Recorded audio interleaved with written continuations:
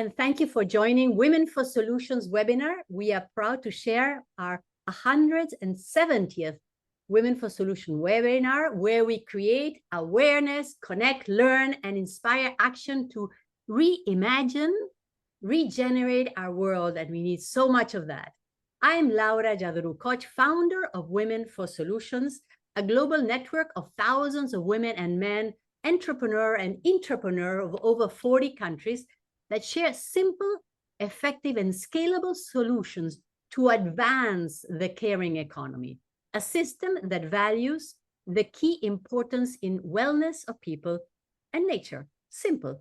So today's focus of the 6th webinar of this amazing series of the legacy of Mary Magdalene, based on recent discoveries of more than 60 years ago, actually recent 60 years ago, in Egypt, in Turkey, in Greece, and these authentic texts of the 1st and 2nd century AD by how the Catholic Church named them, the Gnostics, that these group of of early Christians who claimed to have superior knowledge of spiritual matters and explained the world as created by powers or agencies assigning from the divine directly to humans.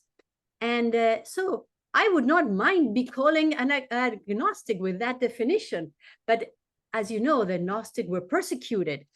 However, you know, these texts that have been found recently have been studied and overstudied in depth by scholars in the most prestigious universities, Harvard, Stanford, Yale, Princeton universities, and today a huge number of books, maybe in the last 20 years, have been written about Mary Magdalene, about her gospel, the beloved companion, gospels from other apostles like James, John, and Thomas, or the Order of the Templar Knights, as we have talked all these subjects in the previous 5 webinars.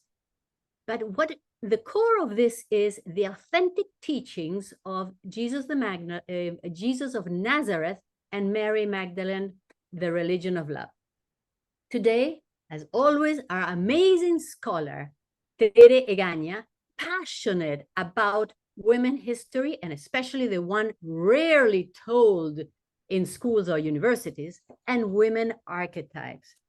Her devotion and focus on women's issues and archetypes has been for many, many decades.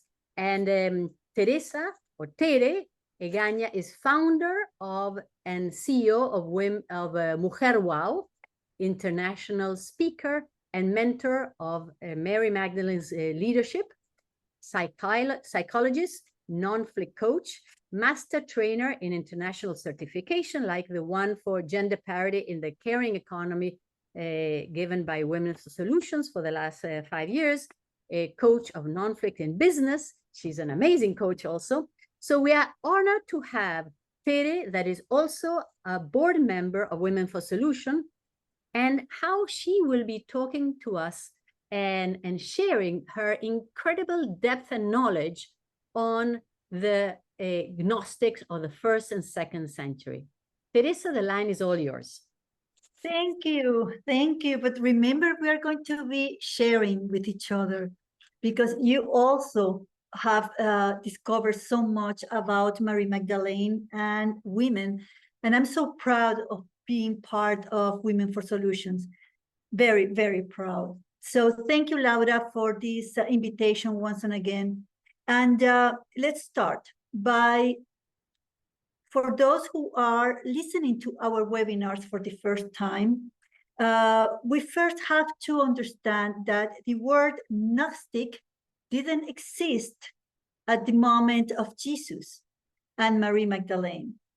And that Jesus and Mary Magdalene were Jews. They were not Christians and they were not Gnostic. They were Jews.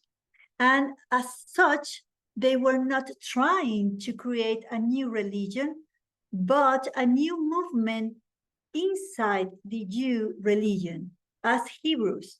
They were not wanting to create a new connection with a new way of understanding religion, but to evolve Judaism. But what they did want to change is the concept of God and how to connect to God, but also the equality of rights and dignity and respect between men and women, and between the different levels in society or hierarchy at that time. So they were revolutionary about those topics. What is important about them is that together they became a powerful team. Mary Magdalene came as a Jew from a tribe that is called the Benjamins, and she was follower of the presence of the feminine divine along with Yahweh. And Jesus was a man who wanted equality, who wanted a connection with God in a different way, who thought of God as a forgiving energy or presence, and not the Hebrew God that was unforgiven. Yo sé cómo se dice, que no perdona. Uncompassionate, unforgiving. Sorry, I didn't. Unforgiving, uncompassionate. That a God that punished those who didn't obey His words and His commands. So He wanted to change that, and when they came together, they could approach to more and more people, not only Jews but also pagans. And those pagans, those Gentile people that were looking something that get them together, they found it with Mary Magdalene and Jesus. This work that they proposed was based on personal connection with your soul, your own soul. They will say that you didn't need the hierarchy or in religion to go as high as possible to connect to God. Yeah, the patriarchy system, as they call it. Right. Yes. And they will system. Yes. And they will say also that we don't need to be a man to be connected to God, that women were also created by God, directly by God, and both had the same right and the same capacity to connect with their own divinity. We know all this because the Gospels, the lost or forbidden or hidden Gospels that were found in Nag Hammadi, Egypt, at the end of the 1940s, 1948, 1947. People say one date and another. Those Gospels haven't been changed by history, haven't been changed by the church or by historians. They are exactly authentic. They were written, authentic message from the 1st and 2nd century after Christ and Mary Magdalene. So this means that whatever is written there is authentic, as Laura said. It's pure. It's untouched by time and by human beings, by politics or religions or hierarchy or patriarchalism. It's pure. It's a very pristine information. But the other Gospels have been changed a long time. Books have been added, books have been extracted, and the information in each one of the books have been changed a long time. Few people know this, and fewer people accept this, but that's the truth, that's history. So when Gnostics started to exist in the world, basically after Jesus died. So different apostles took his message. to the world. One, Peter, followed by Saul. The second was Santiago, and the third one was Mary Magdalene.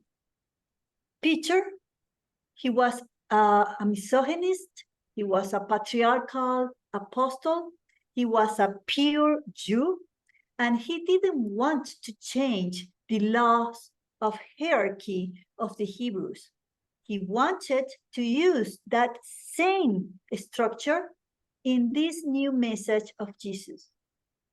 So Saul, that came after Peter, took this hierarchy and created the Orthodox Church. Then Santiago, who was the Jesus' brother, he took the message as Jesus and Mary Magdalene gave it to the world, but he stayed in Jerusalem, and his life was very short. So his expansion didn't last long. And the third one, Mary Magdalene, she was the one who moved from Jerusalem or Israel to Egypt, and from there to Italy, and from there to South France. At that time was called La Gallia, or the Provence of the Roman Empire. Mary Magdalene took the message as authentic as it was when Jesus was alive. And she taught people from the Pyrenees in English? Pyrenees. Pyrenees to Marseille. She took that message and she created a huge community, the biggest community of Jew and pagans following Jesus Christ message. And they were the first ones to be called Christians. Alongside that was parallel, it was Peter growing, but he was crucified also very fast. And Saul, or Pablo, took his message and started growing it.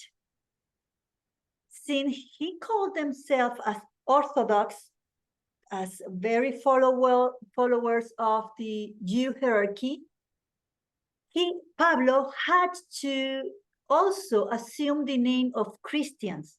So he said, Orthodox Christianity.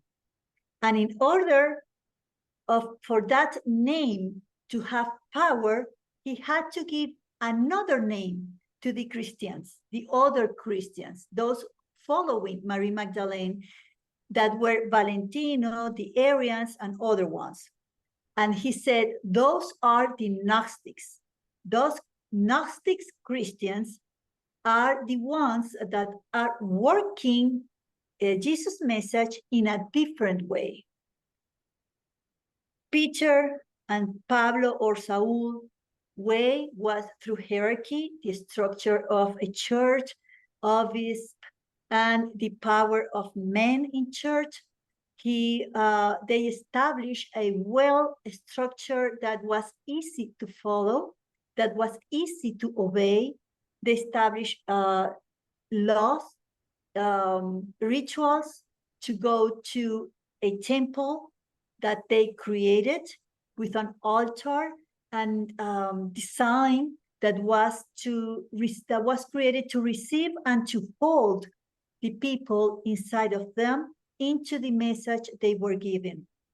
And since after 3 centuries, they made a deal, not them, but their followers made a deal with Constantine to use Christianity, Orthodox Christianity, as the only religion in the Roman Empire. They had to also adapt to Constantine's desires. And he was a pagan follower of the sun god. So that made the Orthodox Church even more patriarchal and more convinced of a God that was only male, and that males were the only ones able to connect to divinity. Meanwhile, we go back to the 1st and 2nd century. Mary Magdalene and her church was growing and growing, and other followers in other parts of the world were following her teachings. Men and women worked together. Women's leadership was extremely present in their church, and this church was becoming more and more powerful without temples and without an extreme hierarchy. Hierarchy was very simple. There were teachers and disciples, and these teachers wanted these disciples to become teachers. So it's a different kind of hierarchy. And these teachers were very much into teaching people to connect with their inner soul and divinity. In order to do that, Mary Magdalene shared a vision she had when Jesus was alive, and that a vision that she shared with him and that he approved. And she taught at 8 levels of connection until really become one with God. And those were the steps, the Gnostic steps that each one of us should follow to connect fully with our inner divinity. This means that the teachings of Jesus is that God is inside of us equally. Not more in one and less in others, but in all of us equally. And that he was not the only Son of God, but all of us. We were all the children of God. And he, in the hidden Gospels, he called us the children of God. We were all men and women, sons and daughters of God. So what is amazing about that is that this type of very modern, imagine 2,000 years ago, type of religion was at the time where women had no rights or anything. People didn't read, didn't know anything. They were just, many were very, very ignorant. Exactly. And so I think maybe you can also mention slightly, how was it that the Christian Roman Catholic Church versus the Gnostics, or the religion of love, the Mary Magdalene type of religion where women were respected, actually they started to compete, and why one took over versus the other? Yes, it was. It's a painful story, because of course, more and more women and men who thought it was the right way to live were following Mary Magdalene's and the disciples of Mary Magdalene's. And more were growing and growing in different countries that now we know as Turkey, Egypt, and Greece, but they were growing and growing, even what we now understand as Spain and Britain. So it was being more and more powerful because it was inclusive. It was about love, compassion, respect, equality. And especially men and women had the chance to be someone, to be one with divinity. They didn't need to be part of the church of the clero. The clergy. The clergy. They didn't have to be part of the clergy to be connected with God and to give the message of God to others. So they were more free, and they were more in connection with human rights. Now we call them human rights. It wasn't called like that at those times. But anyway, they were connected. Plain respect for humans. Yes, dignity, respect, equally for all of them. So the power of this forbidden church was growing. And when the fathers of the Orthodox Church became partners with Constantine, they made a very powerful decision, painful one, and was that at the beginning, for 3 centuries, the Roman Empire, were the persecutors of Christians. Yeah. Now they stopped being the persecutors of Christians, and they became the persecutors of the Gnostic Christians and the Jews. Yeah, and we can mention here something fascinating, that the reason why they switched is because there were so many martyrs. So many people were saying, you know what? I am Christian and I believe. You want to kill me? Go ahead. And so very important people in the Roman Empire, very learned people would actually become martyrs. And so you know how it is when somebody becomes a martyr. Sometimes those it becomes so powerful that everybody around is, but what is it? Why is it that people are dying, giving their lives for Christianity? Why? And so they said, we better take in that name and some principles to make it actually very easy to connect with everybody. But we're not going to have those principles where there is no authority, where you can actually connect to God. We will make sure, as Constantine did, to summarize this and make it very simple so that everybody could fall into this category. Because the Gnostics, you had to do a lot of work to become illuminated. Too much work, too much inner work, years and years of inner work. Nothing is about repetition or obeying or blind faith, blind obedience. Nothing was like that. To really commit to the Gnostic Christianity and the message of Jesus and Mary Magdalene, you had to really work in yourself. Yeah, there was no line, and authenticity were so strong. You couldn't be disconnected with your values. Your actions were very important. How you relate to women and men, how you relate to the older and to the children, how you relate to yourself, how you took care of others. I mean, the standards of self-knowledge and self-respect and respect to others were really high. In the meanwhile, the Orthodox Church didn't ask for nothing of that. They asked for blind obedience and blind faith, which means that no one had to think much. They just have to do what they were told to do. Pray this, I pray that. Jump like this, I jump like that. Hate that, I hate that. Love that, I love that. And then you are connected with God. And maybe after you're dead, after death, maybe you will be with God, but never in lifetime. Only in lifetime, Jesus was connected with God. Never, no one. And men had more chance to connect to God than women, because women, let's remember, are the daughters of Eve.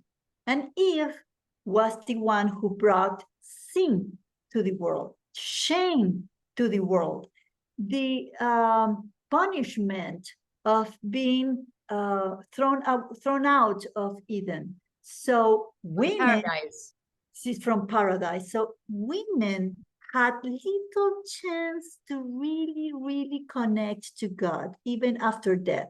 But men had everything, especially because the Orthodox Church believed, as the Hebrew, that God was only male. Yeah, and also what is interesting is that they asked, the Catholic, Roman Catholic Church asked for specific like a baptism, communion, all these steps that were very automatic. And you didn't need to have any emotional or connection to your actual values. It was pure following the rules. Yes. Yes. Obedience, blind obedience. And the more blind obedience you give to the church, the more chance you had to connect with God after death. So it was all about controlling, but there was a good reason about that. The only good reason, only one, and is that they created order in Christianity. They created a way to follow, something that even the most uneducated people could easily follow. While Gnosticism didn't create one way, you could find your way in your way whenever it was your time. And that means that for very uneducated people, it was a very difficult thing to do. And even for people who was extremely intelligent or smart or had money and education and access to the teachers, it was very difficult. And we know that because today, be a meditator, a person who can work in yourself and be in silence with yourself and connect with your inner voice and with the inner truth. Yeah, understand the inner voice is not only listening to it, but understanding the inner voice and being able to create actions according to the inner voice. That is extremely difficult. And I know that because I've been in month and month of complete retirement of the meditation and self-connection and everything, and still, even in ashrams and in the middle of nature for an inner quest for months, and still difficult. Especially today's time with all the distractions we have continuously is much harder. However, there's, at that time in the Middle Ages or early Christianity, 1st century, 2nd century, very few people read and very few people wrote. So everything was extremely difficult to get. It was only taught in churches or in temples or in public places. And who dominated the public places were mostly the Catholics, Roman Catholics, or in the synagogues. But the Gnostic did not believe, as Jesus himself said, I do not want to have stones that will be erected for my church. My church is everywhere all the time. Yes. Yes, and he also said, never allowed to have a master over you. You cannot have a master, which means a pope or obispo on top of you. You have to be your own master. You can have a teacher, but never a master. So that is a very delicate, because the Orthodox Church was created in a hierarchy that was very difficult to destroy, and still is breathing that hierarchy. And only men. And only men. So what happened with the Gnostics? They started to grow. They were, even though it's a very difficult path, they were more compassive. They were not killing each other. They were not killing other people. They were not persecuting or torturing others. So people was running away from the Orthodox and the Jew and the Roman Empire towards the Gnostics, finding a place of peace. Maybe difficult, maybe without strict rules that could tell you what to do and not what to do. Maybe it was not difficult, but it was more compassive. So after Constantine, they decided that they had to erase the Gnostics, especially because Gnostics defended the presence of the divine, feminine divine presence in the Gnostics defended the presence of the feminine divine along with the male god, and also the presence of women's leadership in religion, in Christianity. That means a direct threat to patriarchalism. So persecution started after the year 2023, when Catholic Church and Constantine became one. They started to persecute these people, which is the Christians, the Gnostic Christians. And in order to do that, they created another term. It is heretics. Gnostic Christians were heretics, and heretics had to be killed. So if you are a true Christian for the Orthodox Christianity, you had to kill, eliminate, erase from the earth anyone that was called heretic, which means and then also the Pope also gave the authorization to kill and to destroy anything that was a religion of love or Gnostic. And if you did that, you were redeemed and you were given favors in front of God when the moment of judgment came. That happened. Yes, that happened. It's true. That happened in medieval times after 1,000 years. In 1200, the Pope gave different popes, one after the other, started to give that order. And especially with the Inquisition, that order became the way, the rule to be a good Christian. But between the 4th century and the 9th or 10th century, it took all those centuries to really dominate the world by the Orthodox Church. It took centuries for them to be the only ones. Meanwhile, we must know that at the beginning, there were popes that were women, and there were obisps that were women. It was only until a few years after 325 that they stopped having women in hierarchy in Christianity, in Orthodox Christianity. They took the decision to take them out. Along with that, they had to raise Mary Magdalene Church and Mary Magdalene Gospels and all the Gospels and books or manuscripts that talk about Gnosticism. So they gave the order and they were destroyed, except the ones that someone hid in caves in Nag Hammadi, Egypt. And those are the ones that Laura and I are talking about, that they were discovered in 1948. So only along with that, during those centuries, between the century the 4th and the 9th, during those 5 centuries, the Roman Empire disappeared, but not the Catholic Empire.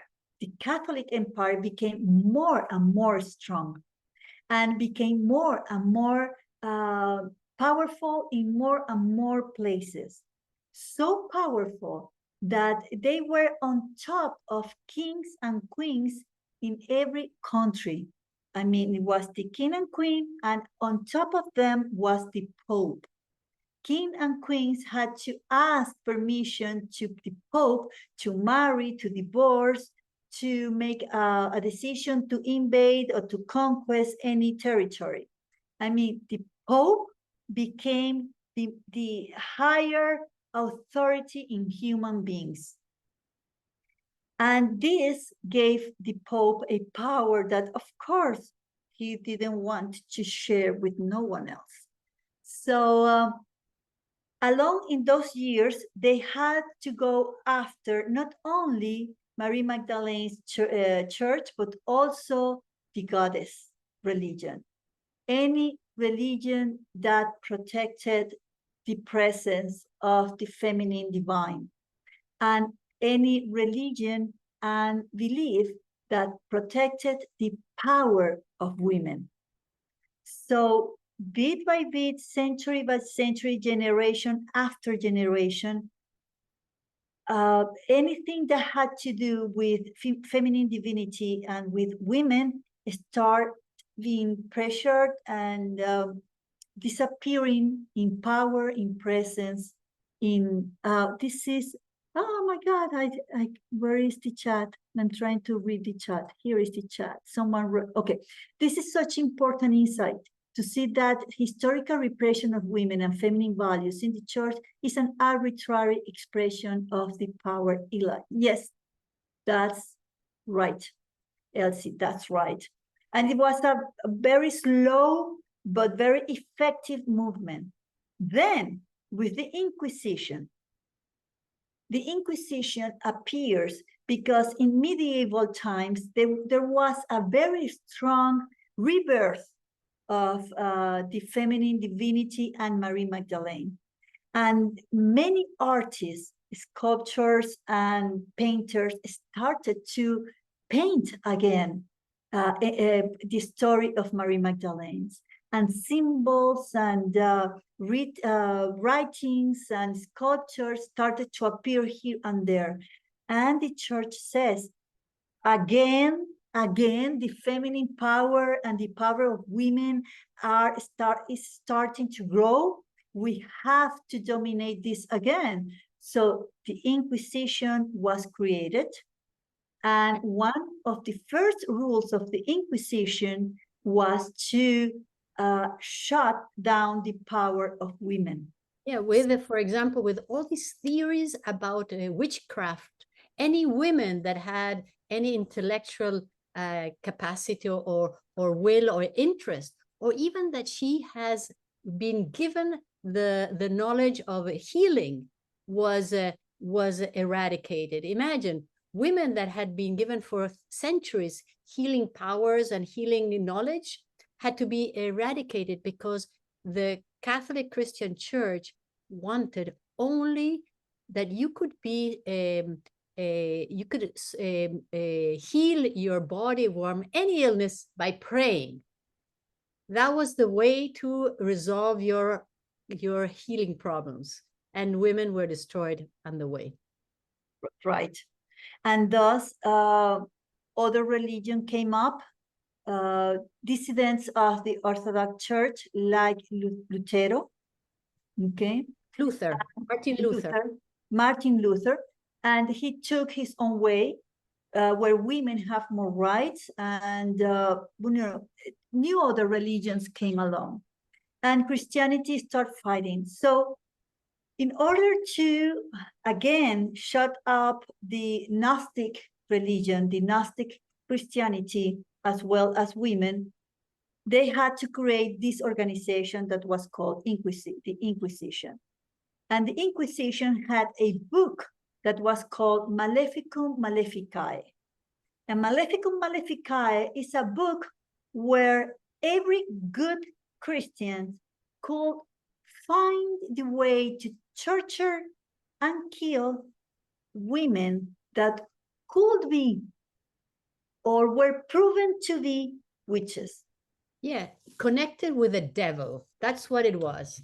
Which means intelligent women who had their own voice, women who wanted to study medicine or law or whatever, women who didn't obey their husbands, women who were raped by other men, women who wanted to cure or to have their own life, women who had the ability to negotiate and have their own businesses, women who liked sex and wanted to have sex with whomever they wanted, women who didn't want to have children, or women the father of their children, people didn't know who they were.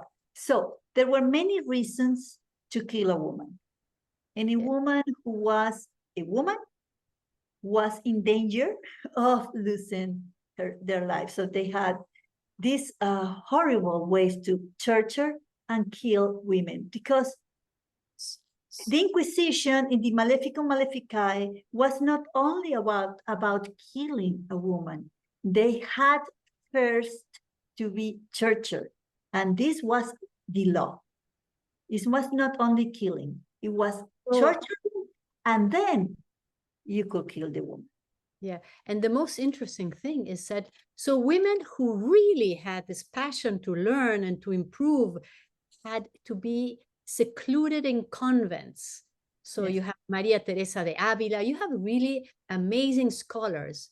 But the Yes. most amazing thing is that in all the history of all the history that has been written so far, very few times they mention the women that have been the heroes of many changes. So for more than 2,000, 3,000 years, women have been fighting for their rights. And I only say in the last 50 years, and there's still more to do, women have some rights, a lot more than any time before. Yes. But maybe, Teresa, you can mention briefly that before patriarchy and before all this movement of male domination, what was going on with 20, 30,000 years ago with women and men? Well, it's really wonderful. Let's imagine ourselves in this prehistoric time when human beings lived in caves and communities really didn't exist. And so men and women, they just had to try to hunt something to eat. They didn't know how to start a fire. They didn't know how to raise cattle or how to take care of a corn and the cycles of cultivating some kind of vegetables. So they were only surviving. And bit by bit, they discovered that being together gave them more power. So community started. And when community started, they discovered somehow that they needed something beyond them to give them like the faith, the hope to survive in the middle of all the changes that were happening in planet Earth. So the concept of something that we now call divinity started to grow in the hearts and minds of these human communities. And it was the female divinity. Why? Because women were the one who gave life, not men, but women. And at those times, there were no connection between sex. Men and women had to have sex to create a new life. That was not still understood. So women spontaneously had a baby in their body and gave birth. So they said, if women give birth, then that energy beyond us has to be a woman, a divine woman. And the thought of divinity started to grow. The sun, the moon, the air, the fire, the rain, all of that was created by feminine energy. So along with time, it started to grow and they started to gain form to that divinity. And so with wood and stones, they started to carve and to sculpture little and big statues of what now they're called Venus, the goddess of Venus, here and there. And we can find from 11 centuries ago, 11th century before Christ, you can find in different places these little or big statues of this divinity. Of course, archaeologists at the beginning of archaeology, they didn't think it was divinity. They thought it was porno in stones, prehistoric porno. Or you can mention that the archaeologists were looking at and interpreting archaeological sites based on their knowledge that women had no rights, women did not exist, and they thought porno was the True, reason yes. why these were done. It Through was the eyes, yes, through the eyes of the Catholic Church or through the eyes of patriarchalism. It was not through the eyes of whatever they were finding. So this around 6,000 before Christ came another kind of culture that was very small but very powerful, that was called the Indo-Europeans or Indo-Aryans, very white people who were coming from the cold places of the earth, and they came down to what we now understand as Europe and Middle East, and they killed people. They thought that by killing, they could conquest and become the owners of the villages and all the evolution that these communities have already attained. So this new culture became with a god that was only male and was a warrior. So both cultures became together, and for some time, both goddess and god were in divinity together. But of course, the ambition and the power of men start growing, and they discovered that those who followed the goddess understood that children, properties, and even power was under women, because women were the life givers. And men said, and us? What happened with us? We don't know who if we are the father of that child or not. So the only way for them to know they were the fathers was to prohibit women to be with the man they wanted. They could be only with the man they married to. So women were forced to marry to a certain man, so he will know that his child, that those children were his. And that way also, the inheritance of power, influence, and properties could follow the line of the father, not the line of the mother. And so everything changed. Hebrews were the first monotheistic religion. The Jewish religion was the first Hebrews. one. Yeah. First, they were called Hebrews. They were not called Jews. Yeah, so Hebrews were the first monotheism religion, and they were very much into the influence of Indo-European cultures. So they decided that God was a male, and that male were the ones who gave order and power to had the power in a society. So from then on, you know the rest of the story. Exactly. No, it's fascinating what you have just said, and the evolution that you have in such few words or few sentences. You really summarize this incredible insight that that really imagine if only 2,000 years ago women were given those rights to be business women, to be religious leaders, to be women themselves, and really, especially what women, I truly believe that if a woman is in power, they will not cause a war, because women are about survival, about care, about growing things from in an authentic way.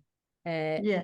And so it's only, I can't say all men, but it's mostly the men who are greedy of power, the very few ones. Yes.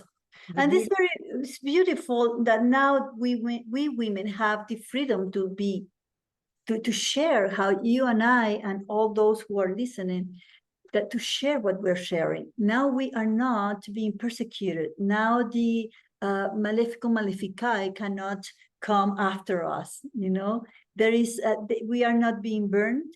We are not being tortured. We can freely talk about it. So we are again in the moment in history where Mary Magdalene's message, along with Jesus, can grow and take their own place, the true place in society. That, and which means that the religion of the goddess, along with the male divinity, can finally be together and say, here we are together. You, men and women, have to be together. You were created to be together, not one on top of the other, unless in sexual time you want to be on top of the other. But other than that, you don't have to be on top of the other. No supremacy, just being together to take care of others. And that was the beautiful message of Jesus and Mary Magdalene. And when Rian Eisler creates this term that is a care economy, it's about that. It's about men and women together, no supremacy, with the only purpose to help others. And if that is the purpose of every religion, then there is no one God, male, and one goddess. No, there is only one God, and there is men and women together. So it's not an easy challenge, because women are very hurt for so many centuries of being mistreated and erased from history and from reality. And this pain has become in anger and in the desire of revenge and a justice that is becoming more like a punishment. Now you will pay and you will leave what I had to pay and leave. And it's making movements so beautiful like feminism to become groups of women who just want to go against men. And that is not the message of Mary Magdalene and Jesus. So Exactly.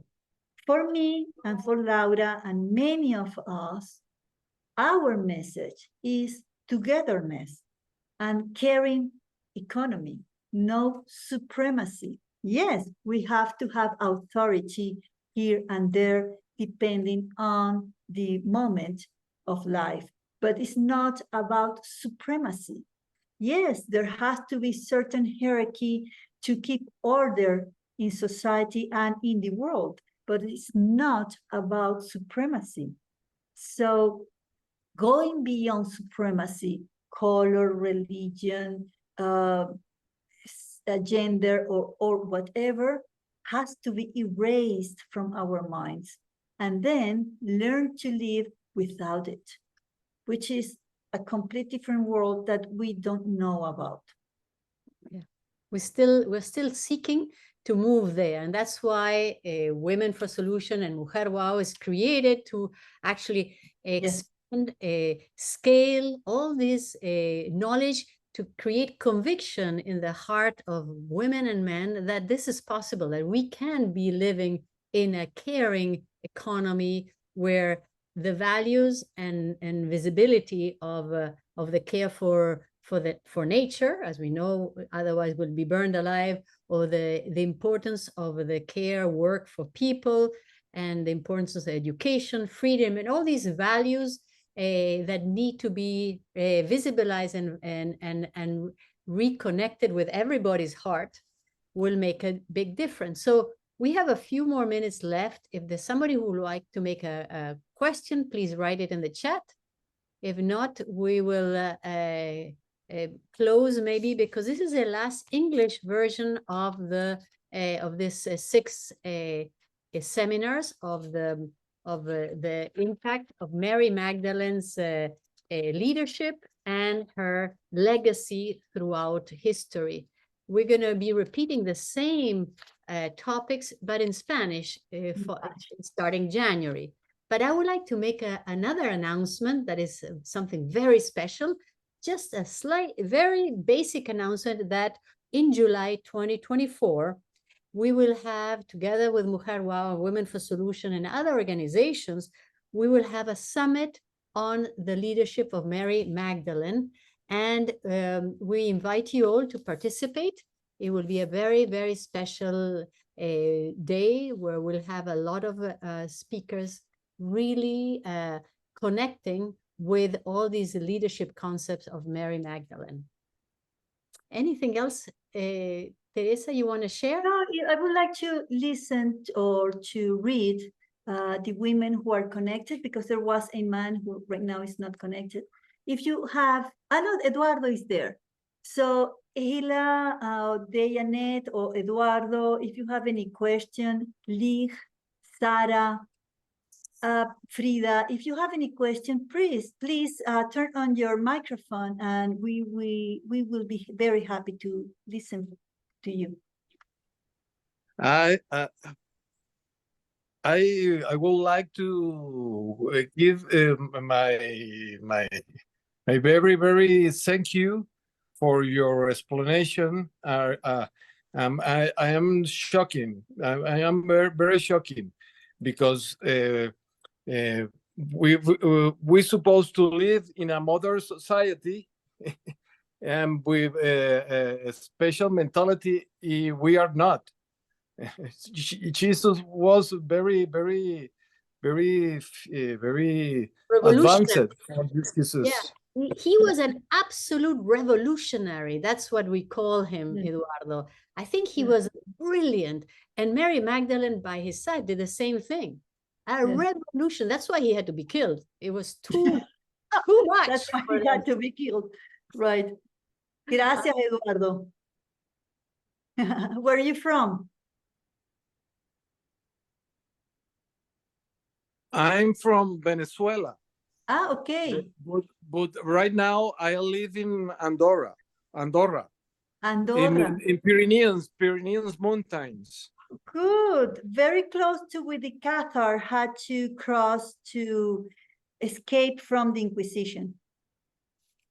Yeah, one thing that you will hear in other webinars, because we have 6 hours of the most amazing history and concept that Teresa and Eli Ingraham have shared, is that the whole history before Mary Magdalene was born, what was happening before, then the history of 20,000 years ago, everything. We have gone through step by step of all these 6.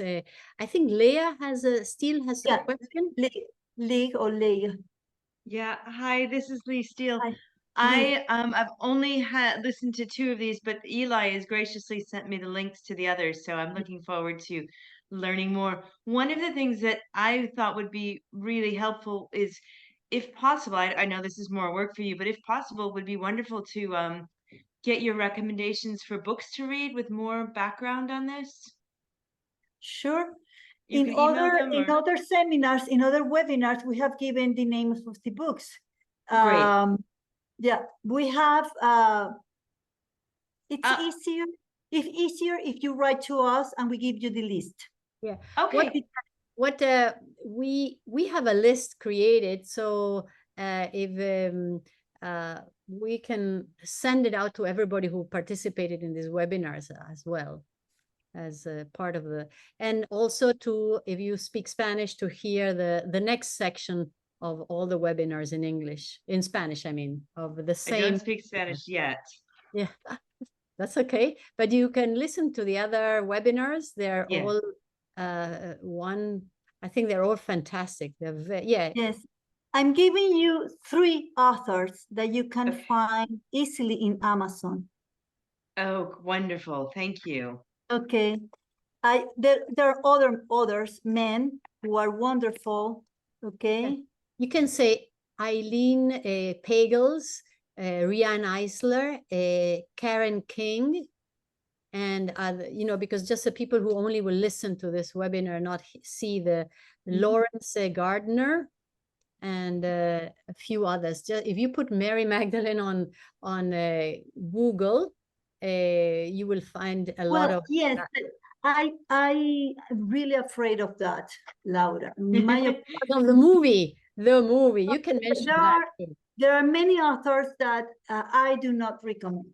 So when I recommend an author, is because these people have been very Meticulous.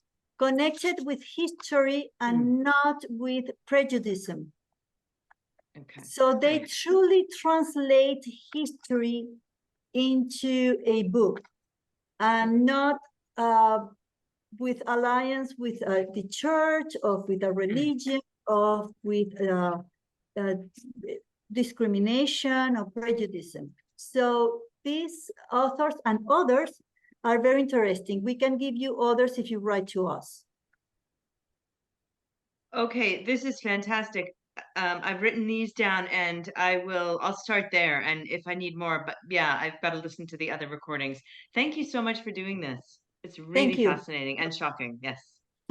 All of you that are in the line, please share the message of what has touched you, the religion of love of Mary Magdalene, because it has touched us all deeply. That's why we're so passionate about this. And also Teresa was and is going to do travel arrangements to visit actually the south of France, where Mary Magdalene preached, or in Israel when the time comes, when peace comes back. Right. When peace comes back to Israel, we will go there. Meanwhile, we will be visiting either South France or Scotland, following the Grail. So yeah, I will make my announcement. But thank you, Laura. You're welcome. So I think you want to mention something else about those travel arrangements, or no, because we're still deciding whether we're going to South France or Scotland. Okay. So when we know, since Israel was canceled because of the war, sadly, it's a very painful reason to cancel a trip. And I have to breathe very deeply. So next year we are deciding whether to go to South France or Scotland, and I will announce it. Thank you. We will send you all an email about that. So thank you, ladies and gentlemen. This has been a true honor. Thank you, Teresa and Eli. He was not able to be here, but this has been the most amazing 6-month journey into the leadership of Mary Magdalene and the religion of love that really will inspire us and many thousands of women and men in today. Thank you, all of you.